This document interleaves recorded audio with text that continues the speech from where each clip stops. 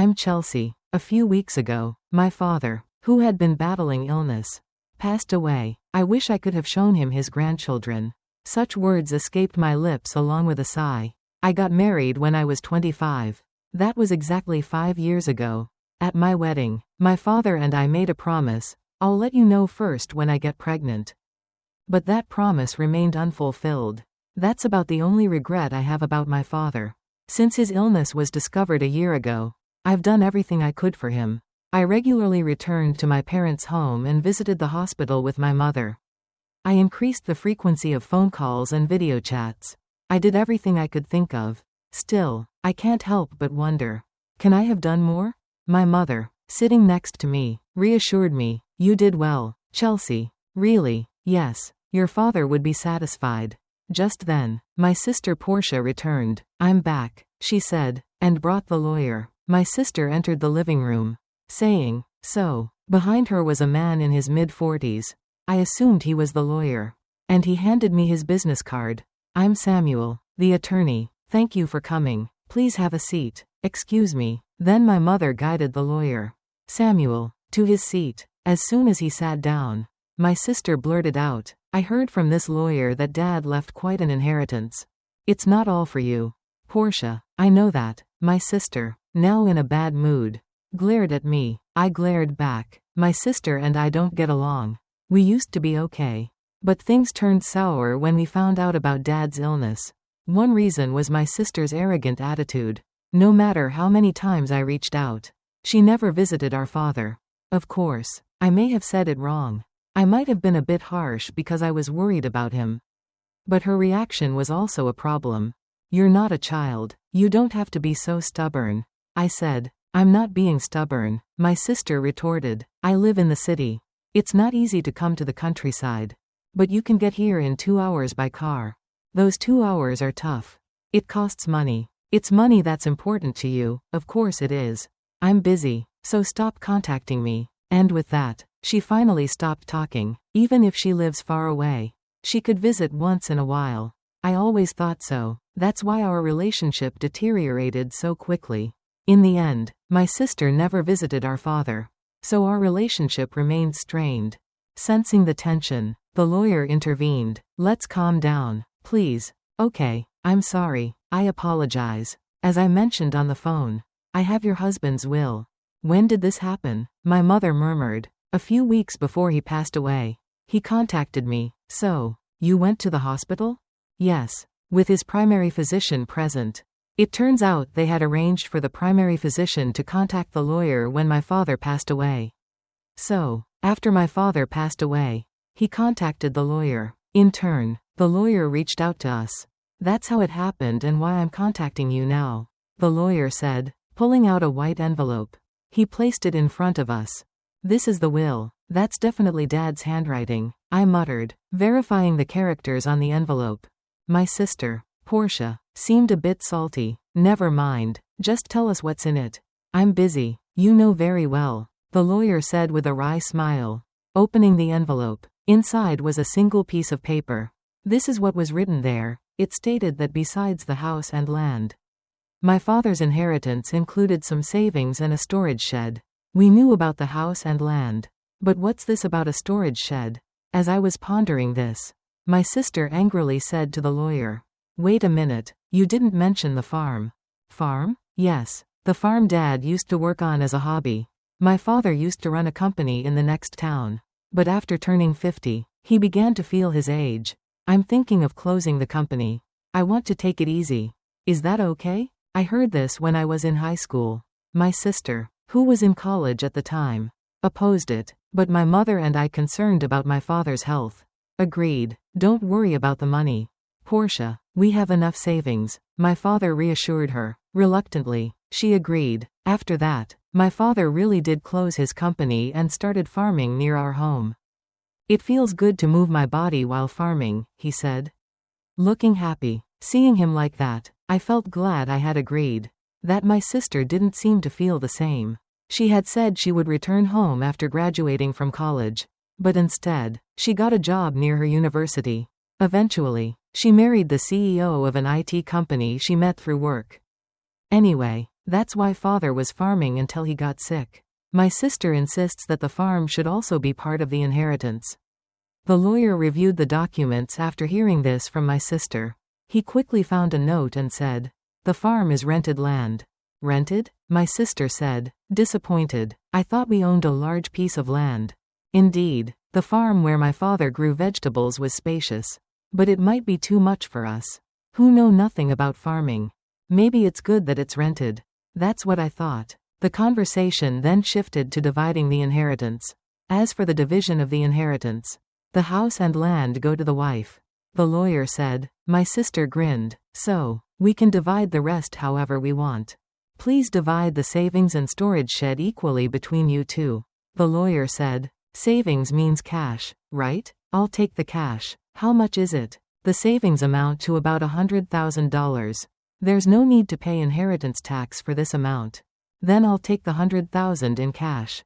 My sister declared triumphantly. But I couldn't agree with such a selfish arrangement. I strongly protested. Wait a minute, I object. Why? I'm the oldest daughter. That's irrelevant. You can have the storage shed. What even is that anyway? My sister turned back to the lawyer. Flipping through the documents, the lawyer answered, it's the storage shed next to the house. You'll inherit the building, the land, and its contents. My sister's eyes lit up. Even though she's married to the CEO of an IT company. Does she still want more money? As I was wondering this, the lawyer told my sister the following. But it's about 65 square feet. Roughly the size of a small bedroom. A small bedroom? Yes. Here are the photos. The lawyer placed photos of the shed on the table. Pictures of both the interior and exterior were displayed. The exterior clearly looked like a rundown shack. The inside contained only basic tools like hoses, scissors, and shovels, nothing that seemed valuable. I don't want it. My sister grimaced. I painted the photos too. It was all very ordinary. These are sentimental items, but they won't bring in money. As I was thinking this, my sister spoke. Fine, I'll take the cash. You can have that dirty shed. Hold on, that's not fair. You agreed to the vegetable farming. What are you complaining about now? It was hard to argue when she put it that way. Still, if I didn't say something, she'd take all of Dad's inheritance. So, we're good then. My sister pressed me as I struggled to answer. My mother chimed in. As long as Portia won't complain later. I have no objections. There's no way I would. Then Portia gets the cash. And Chelsea gets the shed. Okay, it's settled then. My sister grinned. Feeling uneasy, I immediately objected. Well, I'm not satisfied. Oh, give it up. But you're so greedy, aren't you? That's not it. You're such a hassle. You care more about Dad than money. Right? My sister's words left me speechless. Of course, family is more important than money. Money is important, but it's not something to compare with family. While I was thinking this, my sister quickly ended the conversation. In the end, my mother got the house and land. My sister got Dad's savings. All that was left for me was the dirty shed. After that, my sister signed a document promising not to complain about the inheritance division. Laughter, she laughed, laughing loudly. I was full of complaints. I couldn't help but vent to my mother. Mom, why didn't you help me? I did help you. How? You decided with Portia. That's not true. I made sure you got the shed. I'm not happy about getting that shed. You might find something surprisingly good if you look closely. My mother said with a smile. I could only puff out my cheeks in response. The next day, I took the key from the lawyer and headed to the shed near the field. It was a 10-minute walk from home. A rural road where no one else passed by. I finally reached the field my father had rented for the past year. He had been hospitalized, so the field was empty. I opened the shed with the key. Wow, it's dusty. The shed was quite dusty. Probably because no one had cleaned it. Still, there might be something sentimental from Dad. Thinking this, I looked around the shed. Nothing special here. It was just a dirty shed after all. All I found were tools that I used for farming. They could be considered sentimental. But they weren't anything special. Maybe I should just take what's inside for now. I mumbled, looking around the shed. That's when I noticed something. It looks smaller than from the outside. Maybe it was the dim light. But the inside of the shed felt a bit cramped. Is it just my imagination? Thinking this way, I stepped outside the shed. But something still felt off. After pondering for a bit, I decided to walk around to the back of the shed. The backside was adjacent to a thicket of various trees.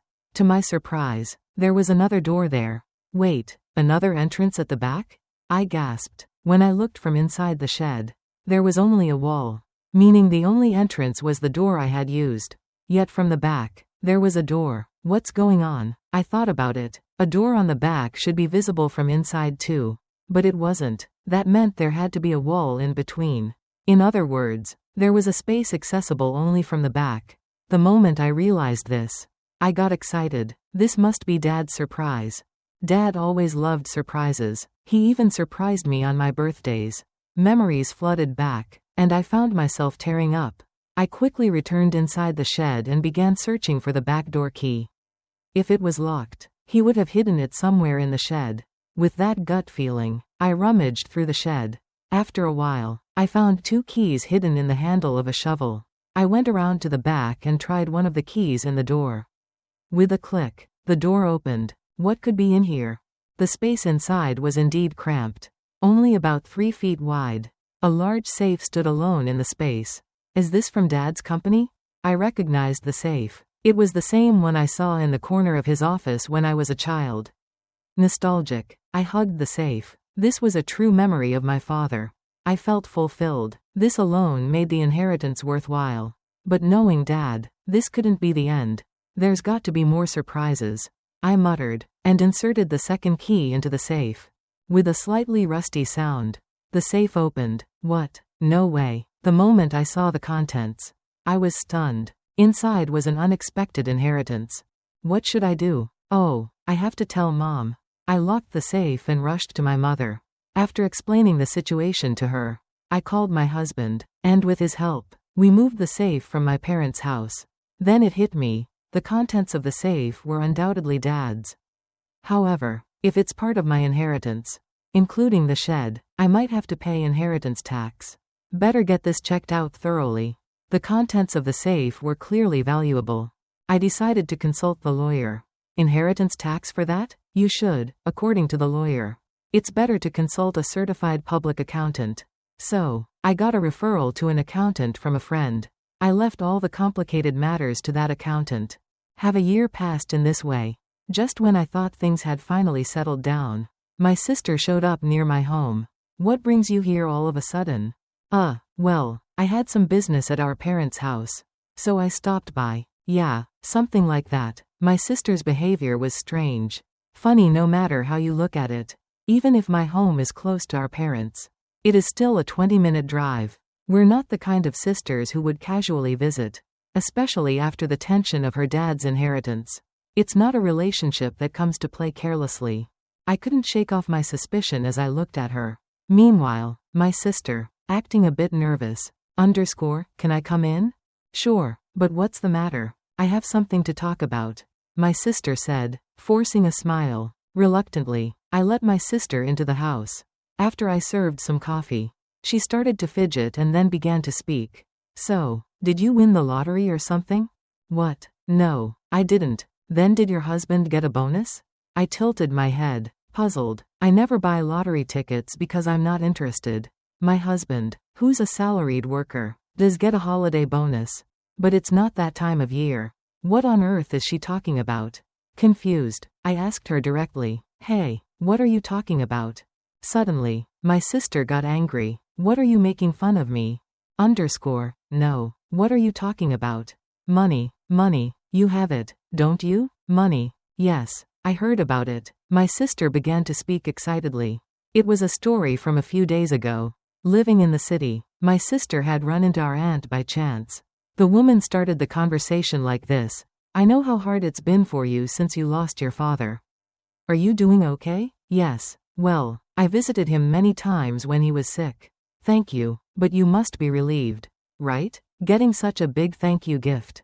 Thank you gift? Yes. Your sister sent me a $500 gift card as a thank you for visiting him. A gift card? Needless to say, what caught my sister's attention was the gift card. Hearing that I had sent it, she was convinced I had come into some extra money. You got a windfall. Didn't you? Just admit it. My sister interrogated me. Ah, that's what this is about. I sighed. My sister didn't like my attitude and yelled. What's with that attitude? Are you mocking me? No. It was a thank you gift. So, where did you get the money for it? That's what I want to know. From the inheritance. Remember the inheritance? Yes, I got the inheritance. So I sent thank you gifts to relatives who had helped us upon hearing this. My sister frowned. All you got was that dirty shed? Yes, that's true, but you can't sell that for money. But there was a safe inside it. That's where the real inheritance was. A safe? Real inheritance? I carefully explained to her about the watches in the safe. They were all valuable, collected by my father as a hobby during his lifetime. However, I didn't know their exact value. On the other hand, the remaining savings were about $100,000. Considering he was a business owner who could retire early, that amount seemed small. That led me to think he might have invested a lot in those watches. If they're valuable, you'll have to pay inheritance tax, my mother had said after seeing the contents of the safe. What should I do, Mom? When I asked, my mother thought for a moment and advised. Things like this always come out. You should declare it properly. How well? Let's ask that lawyer we spoke to recently. So, I consulted the lawyer again. I was told that if you inherit valuables, the inheritance tax is determined by their value at that time. I was also told that a certified public accountant could handle it for me. So, I left it to the accountant. As a result, it was found the watches alone were worth at least $500,000. With watches this valuable, you'll have to pay inheritance tax. How should I pay it? How about keeping the ones you're emotionally attached to and selling the rest? Certainly, it doesn't make sense to me who doesn't know the value to hold on to such expensive watches. I'd rather someone who understands their worth have them. With that thought, I sold some of the watches. I used the money from the sale to pay the inheritance tax and sent thank you gifts to the relatives who had helped us. Those thank you gifts were the gift cards my sister was talking about. By the way, what I kept were items like the pocket watch my father often wore. I showed my sister the pocket watch as I told her this story.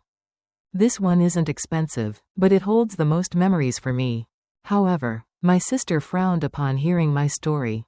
What? You don't have any left? No, there are still some in the safe. Where's the safe? It's at Mom's. The safe is too big for this house. It's the one Dad used at his company. My sister looked away, seeming deep in thought. I felt uneasy seeing her like this. But right after that, she stood up and said, I'm leaving now, that I know where the money came from. And left. Considering how money-minded my sister is, I thought she might demand some of the money from the watch sales. I was relieved she left without making a fuss. However, in my relief, I forgot the unease I had felt earlier. My sister isn't that understanding. I had forgotten that. I was reminded of this late that night when I got a call from my mother. Chelsea, it's urgent. Come over right away. What happened, Mom? It's just really bad. My mother was frantic and unclear. My husband and I rushed to my mother's house. As we approached, we noticed something strange. The area around my parents' house was lit up in red. What's going on? The reason became clear as we got closer. Several police cars were parked outside my parents' house. I pushed through the crowd and called out to my mother. What happened, Mom? Well, Chelsea, you see, according to my mother, it was after 9 p.m. feeling tired. She'd gone to bed already. Soon after, she heard strange noises. Sounds like someone searching for something came from beyond the door. Oh, it's a burglar. That's what my mother thought instantly. However, she was the only one in the house. Feeling helpless, she decided to escape through the window. Looking back, she saw the light of a flashlight moving inside the house. This is definitely a burglar. Convinced, she ran to the neighbor's house and said, Help, there's a burglar. Hearing this, the neighbor immediately came out. They too saw the swinging light my mother was pointing at and called the police, thinking it was a burglar. However, it wasn't a burglar at all. It was my sister who had sneaked into the house. She had gone to rummage through the safe after hearing my story. Neither my mother nor the neighbor had any way of knowing this. Soon the police arrived, and naturally, my sister was shocked. Realizing she was in trouble, she tried to make a quick escape. Of course, it's her own family home. so there's no need to run. Yet, in her panic, my sister thought she had to escape. In her rush, she bumped into the open door of the safe. Just then, the already unstable safe toppled over, falling right onto her as she tried to flee. So, Portia got trapped under it? Yes, that's what happened. Is she okay? She was taken to the hospital by ambulance. But she keeps saying her leg hurts. What on earth was she thinking? I was truly dumbfounded afterward. My mother and I apologized to the police officers who had come to help. Feeling bad for calling so late, I also phoned my sister's husband. Yes, that's correct. What is Portia doing? She doesn't even do housework. I'm really sorry about my sister. That's it. I'm filing for divorce. Divorce? Actually, according to my sister's husband, she had racked up a considerable amount of debt.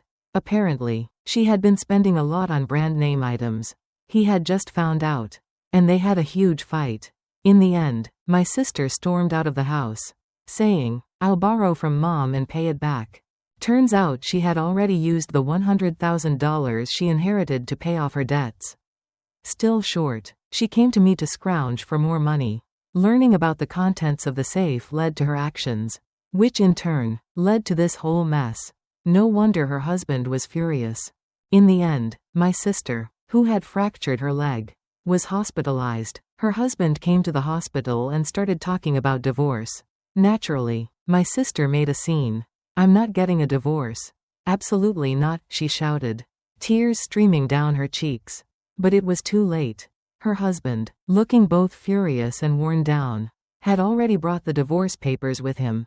When he laid them on the small table by the hospital bed, her face fell. She begged, sobbing loudly and clinging to his arm.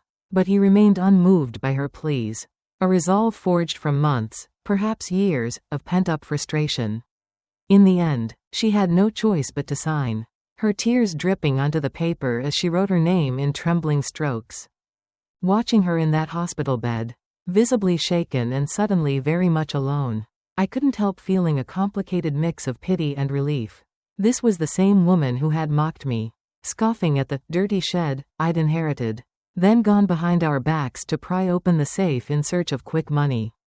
She'd always believed she could talk or cheat her way out of any situation. But this time, her greed had led her straight into a dead end. Now she lay staring at the ceiling, leg in a cast, the hum of machinery in the background. A part-time job magazine rested on her lap, pages dog-eared, likely her only lifeline out of mounting debts and a marriage that had crumbled under the weight of her spendthrift lifestyle. The once confident gleam in her eyes was replaced by uncertainty, realizing too late that her actions carried consequences. The glossy magazine full of part-time job listings was testament to her new reality. Whether she would genuinely atone for her actions remained to be seen.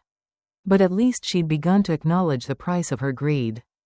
As for me, I decided to move back to my parents' home, both to help my mother and to prepare for the new chapter in my own life.